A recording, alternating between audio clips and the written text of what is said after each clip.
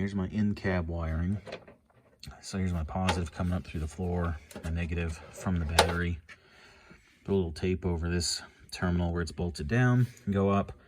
We have another circuit breaker, 30 amp, which is what's meant for the winch up front. And that goes out and underneath.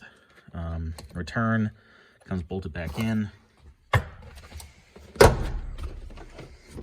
Then underneath the seat here, we have the winch controller. And so the winch remote will go in here.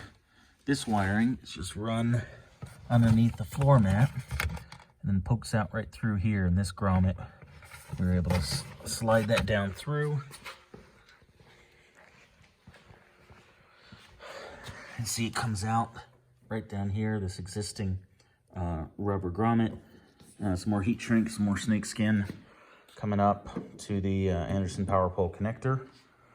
So that's our electric setup, and here's the winch that we'll need to connect it to.